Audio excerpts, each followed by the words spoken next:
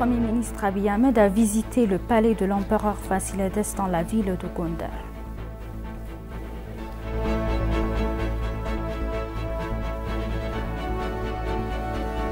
L'Italie exprime son désir de renforcer un partenariat stratégique avec la Corne de l'Afrique.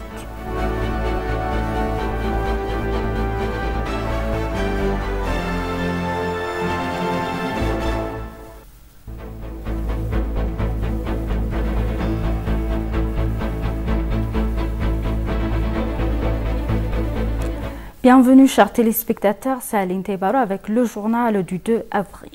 Le Premier ministre Abiy Ahmed a visité l'ancien palais de l'empereur Fasilides dans la ville de Gondar. Au cours de la visite, le Premier ministre a dévoilé que l'art et l'artisanat le plus merveilleux de nos ancêtres sont le témoignage de la civilisation dans l'Éthiopie à jouir. Fasilides, Aksum, Lalibela et d'autres monuments antiques sont des emblèmes indiquant la capacité, la connaissance et la sagesse de nos ancêtres, a déclaré Abiy. Selon le Premier ministre, les professions et les travaux dans d'autres parties de l'Éthiopie se reflétaient dans le palais. Le Premier ministre a également exhorté les Éthiopiens à mettre de côté leurs divergences politiques et à placer le pays au-dessous du clivage étroit.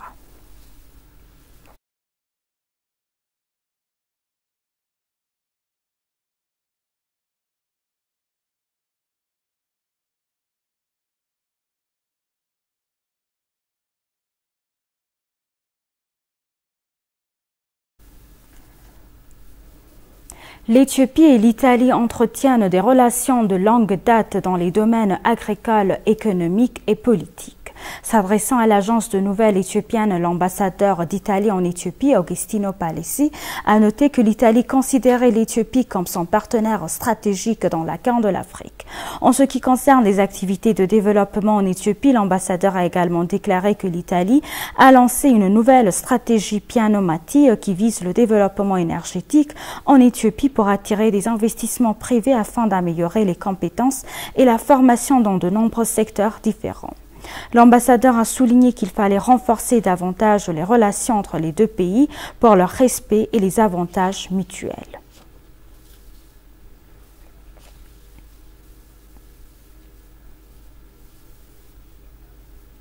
La construction du grand barrage de la Renaissance éthiopienne a atteint la phase finale grâce aux efforts unis du peuple éthiopien, a indiqué le vice-premier ministre Damek Amakunen.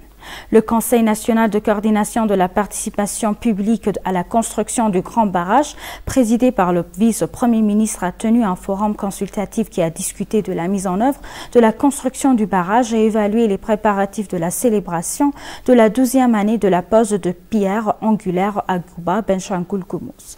S'exprimant à l'occasion, Damek a noté que les Éthiopiens ont soutenu la construction du barrage sans aucune différence depuis le lancement. Les activités globales pour achever le barrage ont été soutenus par des citoyens qui dirigent le projet et qui font un travail fier qui se transmettra aux générations, a déclaré le vice-premier ministre.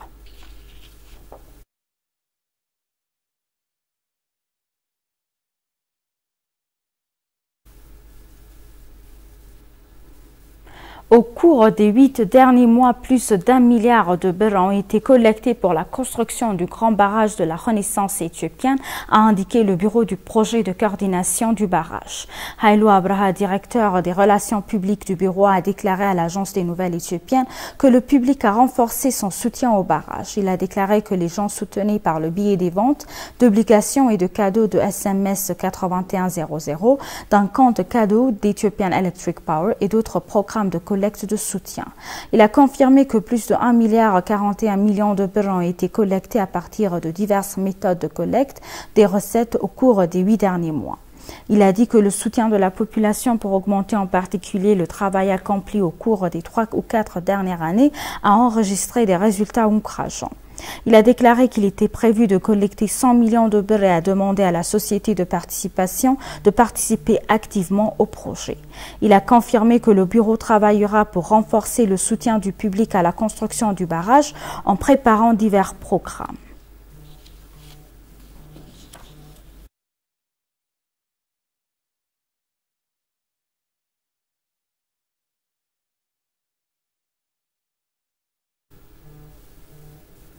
Ethiopian Airlines, membre de Star Alliance et le plus grand avion de ligne d'Afrique, a confirmé qu'elle avait repris son vol direct 4 fois par semaine vers Singapour, 7 semaines, 3 ans après sa dernière opération. Il convient de rappeler que l'Airlines a annoncé en décembre 2022 son intention de retourner dans ce pays avec le B787 Dreamliner ultramoderne. Il a également été révélé qu'Ethiopian Airlines avait suspendu ses vols directs vers Singapour en mars 2020 en raison de la pandémie de Covid-19.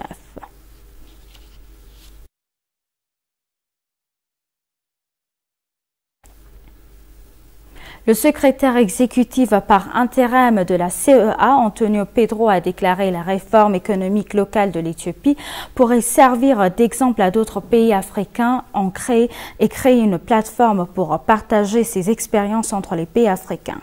La réforme économique locale vise à transformer l'Éthiopie d'un pays à faible revenu largement en un pays industrialisé à revenu intermédiaire inférieur d'ici 2030. Le secrétaire exécutif par intérim Antonio Pedro a déclaré à l'agence de presse éthiopienne que ces expériences sont très importantes pour améliorer la capacité de toute l'Afrique à répondre aux crises et à aller de l'avant avec la zone de libre-échange continentale africaine, renforçant le processus de transformation économique du continent. Le ministre des Finances, Ahmed Shide, avait pour sa part déclaré à l'agence des nouvelles éthiopiennes que l'inflation affectait l'économie du pays malgré la résilience et la croissance observées dans le pays au cours des dernières années difficiles en raison de la guerre dans le nord du pays et de la Russie, guerre d'Ukraine.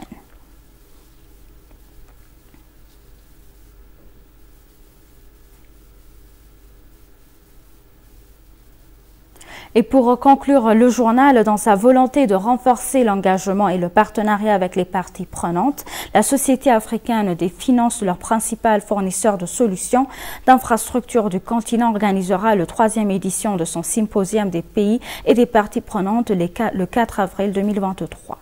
L'événement réunira des dirigeants dont le président de la Zambie, Hakainde Hichilema, le ministre égyptien des Finances, Mohamed Maïd, et le ministre d'État éthiopien de Finances, Yob Takaling, entre autres.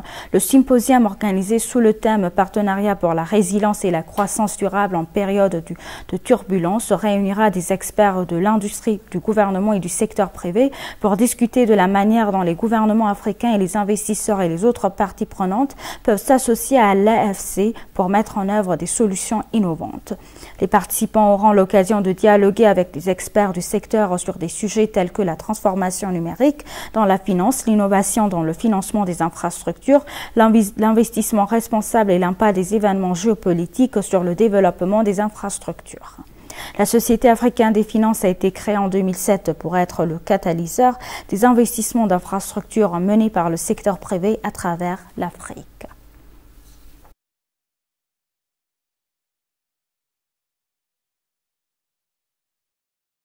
Chers téléspectateurs, nous vous rappelons les titres principaux.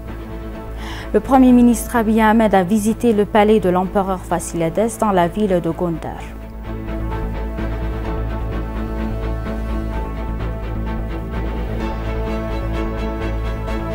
L'Italie exprime son désir de renforcer un partenariat stratégique avec la Corne de l'Afrique.